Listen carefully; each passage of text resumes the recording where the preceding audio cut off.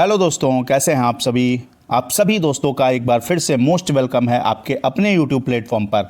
दोस्तों, ये आपकी सीडीपी प्रैक्टिस यानी आपकी चाइल्ड डेवलपमेंट एंड पेडागोजी के क्वेश्चंस की प्रैक्टिस की सेकंड क्लास है, जो कि सीटेट जुलाई 2025 के लिए बेहतरीन होने वाली है। तो शुरू करते हैं आज की ये सेकंड क्लास।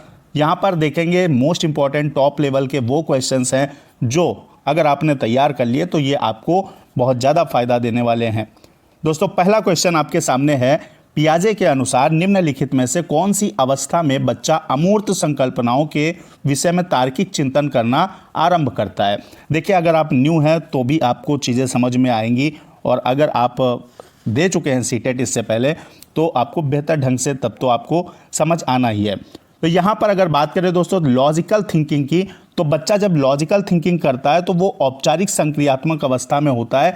भाई, जीन पियाजे साहब ने इनका कॉग्निटिव डेवलपमेंट थ्योरी इन्होंने दी, जिसके अंदर 4 स्टेजेस बताई हैं।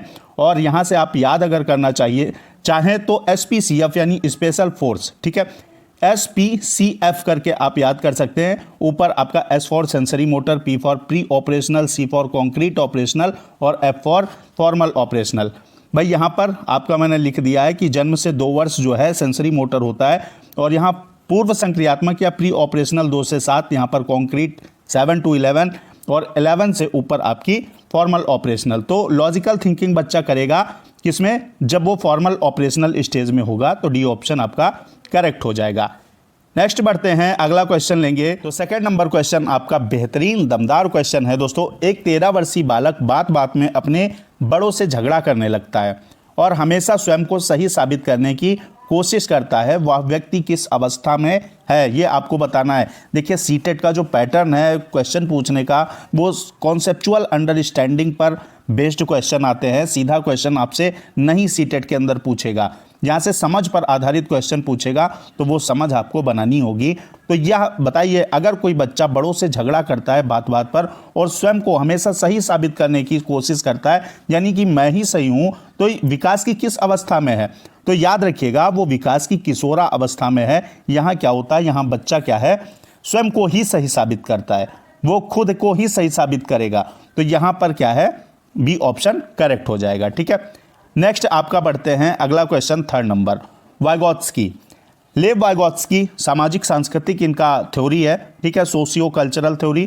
तो यहाँ अगर बात करते हैं, वाइगोत्स्की बच्चों के सीखने में निम्न में से किस कारक की महत्वपूर्ण भूमिका पर बल देते हैं? कारक मेरे दोस्तों मतलब आपका फैक्टर, ठीक है, किस फैक्टर पर बल देते हैं? तो नैतिक है, शारीरिक है, सामाजिक है या आनुवंशिक है। तो हमेशा याद रखिएगा, अगर वाइगोत्स्की आए तो यहाँ पर आपको याद रखना कि सामाजिक सांस्कृतिक सिद्धांत इनका है। तो भैया, इन्होंने जोर दिया है कि समाज के साथ बच्चा जो है इंटरेक्ट करके सीखता है। तो वाइगोत्स्की होंगे तो सामाजिक आपका सही हो जाएगा, सी ऑप्शन। नेक्स्ट क्वेश्चन है कोहलबर्ग, ठीक है।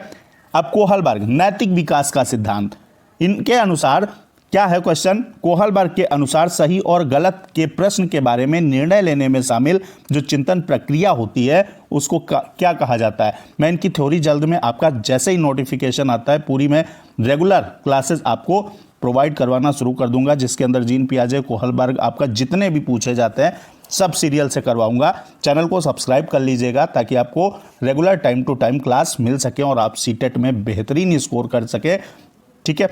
तो यहाँ पर अगर बात करते हैं कि गलत और सही प्रश्न के बारे में निर्णय लेने में शामिल चिंतन प्रक्रिया को क्या कहा जाता है? क्या सहयोग की नैतिकता, क्या नैतिक तर्कड़ा, नैतिक यथार्थवाद या नैतिक दुविधा? तो यहाँ पर याद रखिएगा, इससे दोस्तों बोला जाता है नैतिक तर्कड़ा, ठीक है, बी ऑप्शन आपका करेक्ट हो जाएगा। नेक्स्ट बढ़ते हैं, यहाँ पर आपका क्वेश्चन लेंगे। क्वेश्चन है 5 नंबर क्वेश्चन कह रहा है औपचारिक अवस्था की मुख्य विशेषता। जीन पियाजे की बात कर रहे हैं, फॉर्मल ऑपरेशनल की, ठीक है। इसकी मुख्य विशेषता क्या है? अमूर्त चिंतन, मूर्त चिंतन, सामाजिक चिंतन, अहम केंद्रित व्यवहार। तो बताइए, याद रखिएगा कि औपचारिक अवस्था जो है फॉर्मल ऑपरेशनल स्टेज, इसमें बच्चा अमूर्त एब्स्ट्रैक्ट थिंकिंग करने लगता है, यानी एक अमूर्त जो चीज़ें दिखती नहीं है उनके बारे में। जैसे हम क्या करते हैं, मैथ्स के अंदर क्वेश्चन लगाते हैं तो अक्सर हम क्या करते हैं, एक्स और वाई मान लेते हैं, ये अमूर्त ही तो है, ठीक है। तो यहाँ पर ए ऑप्शन थम्स अप करेंगे। नेक्स्ट आपका 6 नंबर क्वेश्चन है यहां पर बात करते हैं निम्नलिखित में से कौन सा सूक्ष्म गतिक कौशल का उदाहरण है। यानी सूक्ष्म गतिक एक होता है आपका स्थूल, ठीक है, यानी ग्रॉस मोटर स्किल और फाइन मोटर स्किल। तो यहां पर GF याद रखिएगा, ठीक है, GF बहुतों को याद भी होगा। तो यहां पर सूक्ष्म ये है फाइन मोटर स्किल, यानी जिसमें कम मसल्स का यूज हो। किसमें होगा भाई? चढ़ना, किसी चीज़ पे चढ़ेंगे तो ज़्यादा, मतलब अगर आप छत पे जा रहे हैं तो आपको क्या होगा? ज़्यादा मसल्स का यूज़ होगा। स्विमिंग में भी ज़्यादा मसल्स यूज़ होंगी, दौड़ने में भी उससे ज़्यादा मसल्स यूज़ होंगी। लेकिन लिखना जो होता है आपकी उंगलियों का काम है, यानी ये फाइन मोटर स्किल की कैटेगरी में आएगा। डी ऑप्शन सही हो जाएगा। नेक्स्ट है क्वेश्चन आपका, सीता ने हाथ से दाल और चावल खाना सीख लिया। सीटेट के अंदर आए हुए क्वेश्चन है ये। सीता ने हाथ से दाल और चावल खाना सीख लिया है। जब उसे दाल और चावल दिया जाता है तो वो मिक्स करके मिलाकर खाने लगती है। उसने चीज़ों को करने के लिए अपने स्कीमा में दाल और चावल खाने को क्या कर लिया है? अब वो जानती है कि इसे मिलाकर खाया जाता है। इसे दोस्तों बोलते हैं अनुकूलन, ठीक है। क्या बोलते हैं? अनुकूलन। तो यहाँ पर बी ऑप्शन सही हो जाएगा। इसी के साथ बढ़ते हैं नेक्स्ट क्वेश्चन पे, और अगला क्वेश्चन है दोस्तों, मानव विकास है। बताइए क्या है? मात्रात्मक, गुणात्मक, कुछ सीमा तक अमापनीय है, या मात्रात्मक एवं गुणात्मक दोनों है? फटाफट बताएंगे। यहाँ दोस्तों मात्रात्मक विकास मात्रात्मक नहीं है, ठीक है। यहाँ पर अगर बात करें गुणात्मक, अगर सिर्फ आपका जैसे यहाँ अगर बात करते हैं दो ही ऑप्शन हो, ठीक है, तो यहाँ लगाएंगे गुणात्मक, ठीक है। ये चीज़ याद रखेंगे, सीटेट के अंदर पूछी गई है। अगर यहाँ पर आपका क्या है, मात्रात्मक और गुणात्मक है, तो आपका गुणात्मक लगाएंगे। लेकिन अगर दोनों साथ में दिए हैं तो दोनों को साथ में लेंगे, मात्रात्मक और गुणात्मक। विकास मात्रात्मक तो है ही है, लेकिन साथ में गुणात्मक भी है, ठीक है। तो डी ऑप्शन आपका क्या हो जाएगा? करेक्ट हो जाएगा। भाई डेवलपमेंट, ये आपका पूरा बड़ा सा सर्किल अगर बात करें हम, तो ये आपका पूरा डेवलपमेंट है, ठीक है। और इसके अंदर एक छोटा सा आपका ग्रोथ इसका पार्ट है। ये डेवलपमेंट है और ये ग्रोथ है। तो डेवलपमेंट का ही एक हिस्सा है ग्रोथ, यानी अभिवृद्धि। तो यहाँ पर अगर बात करते हैं, ये मात्रात्मक है ग्रोथ, क्योंकि इससे मापा जा सकता है। भाई हाथ की लंबाई कितनी बढ़ी माप सकते हैं, पैर की लंबाई, शरीर की लंबाई माप सकते हैं। लेकिन यहाँ पर अगर बात करें तो ये गुणात्मक है, ठीक है। तो अगर बात करते हैं कि विकास, तो ये मात्रात्मक भी है गुणात्मक भी है, क्योंकि ये इसी के अंदर आता है ना। तो इसलिए डी ऑप्शन आपका करेक्ट हो जाएगा। नेक्स्ट बढ़ते हैं। अगला क्वेश्चन है, भाषा विकास का सिद्धांत नहीं है। अनुबंधन का सिद्धांत, अनुकरण का सिद्धांत, अतिरिक्त शक्ति का सिद्धांत, या परिपक्वता का सिद्धांत। तो ये तीनों सिद्धांत आपके भाषा विकास से रिलेटेड हैं, लेकिन अतिरिक्त शक्ति का सिद्धांत ऐसा ये भाषा विकास से संबंधित सिद्धांत नहीं है। सी ऑप्शन करेक्ट हो जाएगा। नेक्स्ट अगर बात करते हैं, शैशव काल की अवधि क्या है?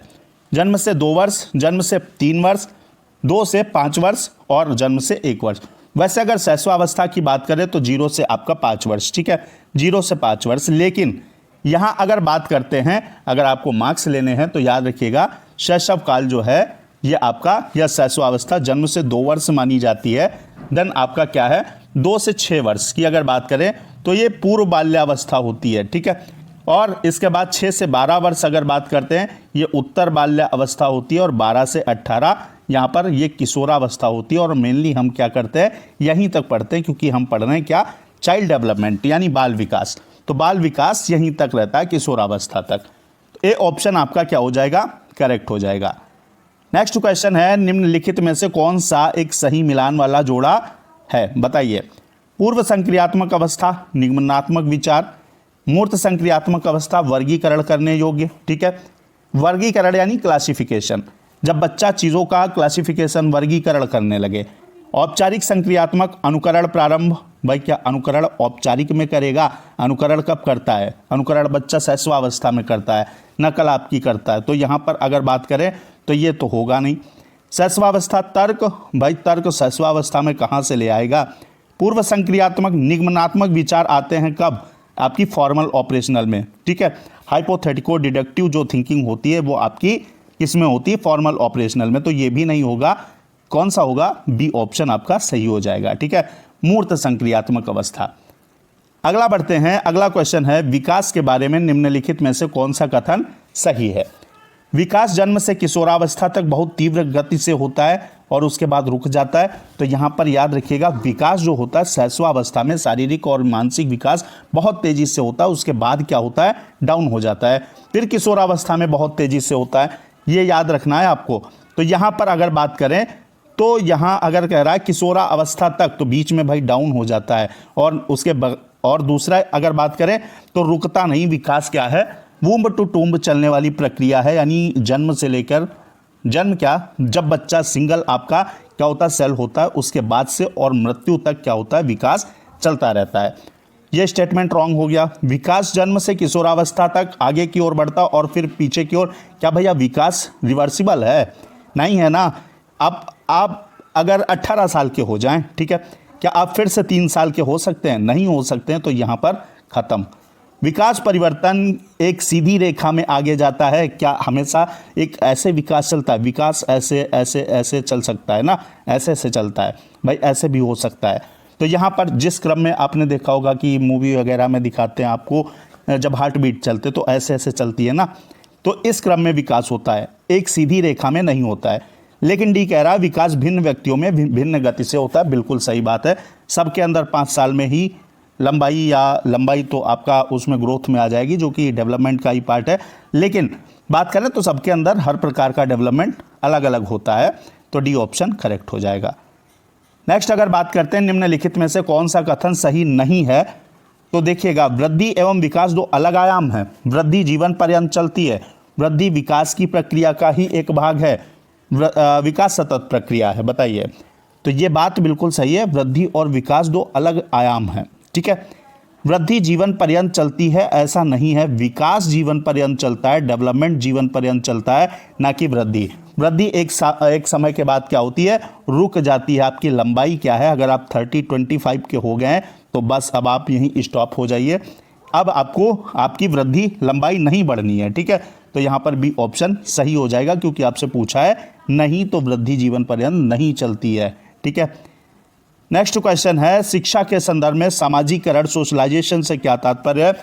समाज में बड़ों का सम्मान, सामाजिक वातावरण में अनुकूलन और समायोजन, सामाजिक मानदंडों का सदैव अनुपालन करना, अपना सामाजिक मानदंड बनाना। सामाजिकरण से तात्पर्य का दोस्तों मतलब अगर बात करें तो भाई सामाजिक वातावरण जो है, हमारे आसपास का जो एक सोशल इन्वायरमेंट है, उसमें एडजस्टमेंट करना, अनुकूलन, एडाप्टेशन और आपका एडजस्टमेंट, इसे ही क्या बोलेंगे, सामाजिकरण बोलेंगे। बी ऑप्शन करेक्ट हो जाएगा। नेक्स्ट बढ़ेंगे। अगला क्वेश्चन है, निम्न में से कौन सा सामाजिकरण की निष्क्रिय एजेंसी है? बताइए। स्वास्थ्य क्लब, परिवार, इको क्लब और सार्वजनिक पुस्तकालय। तो सामाजिकरण की प्रथम इकाई क्या है? परिवार है, ठीक है, ये आपका प्राइमरी है। अब अगर बात करते हैं तो यहाँ पर निष्क्रिय एजेंसी आपका क्या हो जाएगी, यहाँ पर सार्वजनिक पुस्तकालय जो है ये निष्क्रिय एजेंसी हो जाएगी, बाकी सब आपकी सक्रिय एजेंसी है। तो यहाँ पर डी ऑप्शन आपका क्या है, करेक्ट हो जाएगा। नेक्स्ट बढ़ते हैं। अगला क्वेश्चन है, बच्चे का सामाजिक विकास वास्तव में प्रारंभ होता है कब? विद्यालय पूर्वावस्था, शैशवावस्था, पूर्व बाल्यावस्था या उत्तर बाल्यावस्था? फटाफट आंसर करेंगे। तो बच्चे का जो सामाजिक विकास होता है दोस्तों, वो वास्तव में पूर्व बाल्यावस्था में प्रारंभ होता है। सी ऑप्शन करेक्ट हो जाएगा। और पूर्व बाल्यावस्था मतलब अगर बात करें तो 2 से 6 वर्ष, ठीक है, बच्चा यहाँ समाज के साथ घुलना मिलना शुरू कर देता है। नेक्स्ट आपका क्वेश्चन है, भारत में भाषिक भिन्नता यानी आपकी डाइवर्सिटी अगर बात करें तो यहाँ पर विभिन्नता बहुत ज़्यादा है। अलग अलग प्रकार के अलग अलग स्टेट में भारत में कई सारी भाषाएं बोली जाती हैं। इस संदर्भ में विशेषकर कक्षा 1 और 2 के प्राथमिक स्तर पर बहुभाषिक कक्षाओं के बारे में सर्वथा उपयुक्त स्टेटमेंट कौन सा है? यहाँ पर पढ़ेंगे। देखिए आंसर को कैसे निकालना। विद्यालय में उन बच्चों को यहाँ पर उन कर लीजिए प्रवेश दिया जाए जिनकी मातृभाषा वही हो जो शिक्षा के लिए अपनाई जा रही हो। क्या अगर आप इंग्लिश मीडियम स्कूल है तो इंग्लिश जो बोल रहे थे उनको ही प्रवेश देंगे? ऐसा नहीं है, ठीक है। शिक्षक को सभी भाषाओं का सम्मान करना चाहिए और सभी भाषाओं में अभिव्यक्ति के लिए बच्चों को प्रोत्साहित करना चाहिए। बिल्कुल सही बात है। अगर आप एक शिक्षक हैं तो सभी जितनी भी लैंग्वेज हैं उनका सम्मान आपको करना चाहिए और सभी भाषाओं में अभिव्यक्ति यानी बच्चों को जो बात कह रहे हैं उनको उनकी भाषा में कहने के लिए प्रोत्साहित करना चाहिए, किसी भी भाषा से कोई भी घृणा नहीं करनी चाहिए। तो बी ऑप्शन सबसे ज़्यादा परफेक्ट है। सी और डी आप काट देंगे, कोई इनका मतलब नहीं, क्योंकि एक ही सही है।